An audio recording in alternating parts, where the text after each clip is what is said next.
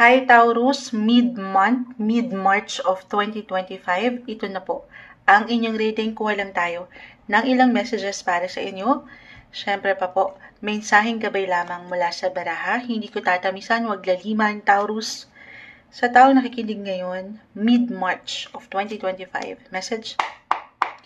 Anong kailangan marinig ng mga Taurus ngayon? Taurus, anong kailangan mong marinig? Mensaheng gabay po para sa taong ito. Okay, ayan, makakart natin this time ang inyong baraha.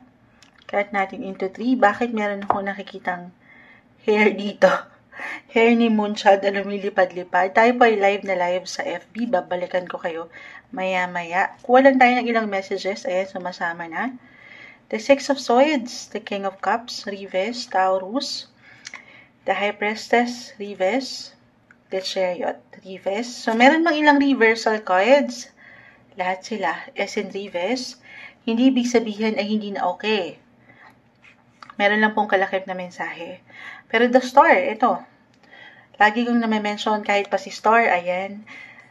Naka-reverse man yan, Star is still the Star. Kumikinang, kinang ka pa rin. Andyan pa rin yung spark. Okay? O ito yung pinaka-advice. Minsan, kasi, lalo pa, kung meron kayong ilang pinagdadaanan ngayon sa family, sa money, relationship, andito na lahat, Taurus. Tayo po ay general reading, just only take what resonate. But hanggat kaya, you have to stay optimistic. Positive lang tayo with a star. This is a manifestation card. So, i-manifest, i-claim, tanggapin mo na, ipahayag mo na kung ano yung mga gusto mo pang makita, matanggap sa iyong buhay. Kahit paminsan, parang napanghihinaan na dito ng kalooban or parang sa palagay nyo walang progreso, walang magandang nangyayari.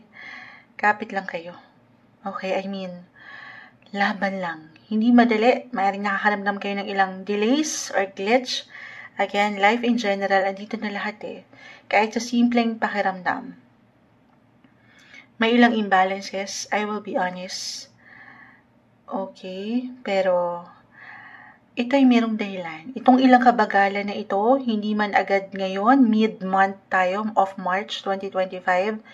Halimbawa, meron kayong hinihintay na balita, impormasyon, pera, ganap, magkaroon man ng ilang glitch, tension, yes po, or delays talaga, hindi makarating. Hindi ibig sabihin, ay hindi na makararating pa. Merong dahilan. At sa huli, etong kadahilanan na ito, lagi mong iisipin, para rin yan sa iyong higit na ikabubuti. Hindi pa man yan mag-appear or hindi mo pa man yan makita sa una. Sa huli, meron yang merong reason. Okay? Other messages, Taurus, pagdating sa inyong mga emotions. Hanggat kaya, mid-month, kakalma tayo. Kalma lang daw tayo. Huwag kayong papangunahan ng minsan kasi lalo sa emosyon, Moonchild. Diyan tayo raw madalas natatalo eh. Yung ilang pabigla-bigla or bugso ng ating damdamin. Huwag kayong mainip or huwag niyong sanang mapangat yung pagiging mainitin ng ulo minsan ay sa Taurus. May tendency lalo pa kung hindi umaayon ang ilang sitwasyon at talagang nakakapanggigil minsan ang ilang ganap sa paligid. Uulitin ko, merong dahilan.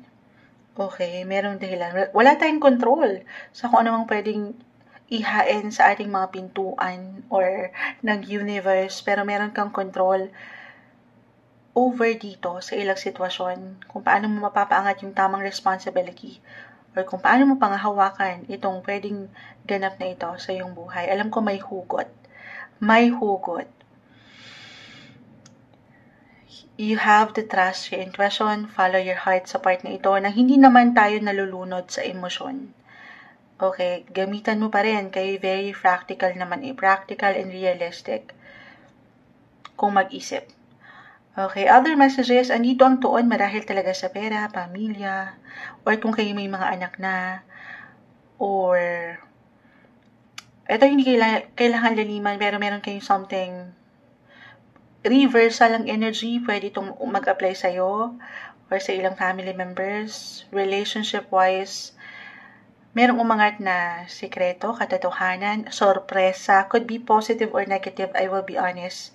Or kayo to mismo na magsusurpresa para sa mas ikagagaan nung ilang ganap na ito na hindi kadalian for some of you. Okay. Meron akong confusion, frustration, may iwanan ko this time, mid-month of March 2025 Taurus. Hanggat kaya, huwag ka munang bumuo ng ilang major, big decision. Okay? Kasi may pagkaligaw akong nakikita. Confusion, ako confused. May ilang indecision, hindi nagiging klaro pa. So, kalma, take it easy. Take everything one day, one step at a time. Okay? For some of you, I will be honest, hindi kailangan laliman, pero something will end to make room for something new. Something ends and something else begins para sa inyo. Ano to? New beginnings mula dito sa ilang tensyon na aking nakikita. Kumbaga, eto nakita nyo ba? May nagtanong kasi kanina, nakita ko yung baraha, transience. I-share ko sa inyo. Meaning, everything is temporary, lilipas yan, lumilipas, kung anong pinagdadaanan nyo, especially yung hindi kagaanan na sitwasyon sa relasyon, pero ito ay lilipas. Challenge lang to, guys. Mapangahawakan mo raw, malalabanan, makakayanan. Stay flexible and adaptable sa sitwasyon. Okay? At pagtanggap na ito yung realidad. Walang perfect na relasyon, posisyon, walang perfect na tao. Pero, meron kang control kung paano mo panghahawakan to, guys. Okay? Maaaring meron katotohanan na umangat. Or, ayan, the High Priestess. Mula dito sa ilang imbalance. For some of you, I will be straightforward. The Six of Swords.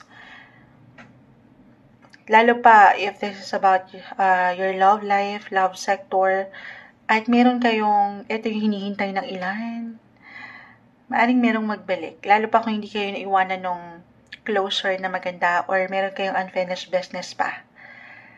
Kahit over the net ito, maaring mapaangat yung connection or reconnection, reunion.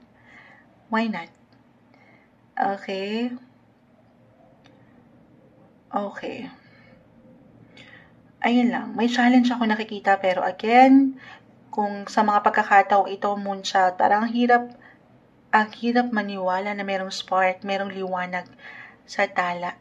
The High Priestess, minsan nababaliwala or nai-ignore natin yung mas tama or mas balanse na pwede mong gawin ngayon. Iangat mo ito lahat sa kanya. Sa mga pagkakataon na parang ang hirap harapin ng life, samahan ng patuloy na dasal, Taurus. Pray tayo. Alam naman natin how powerful ang prayer. At yung opportunity, yung pag-angat ng positive possibility nandito, huwag tayong papatalo. Okay? Sa kung anumang pwedeng ihain ng mundo, ma-handle. May solusyon, may resolution, may reconciliation, maayos. Pawang challenge.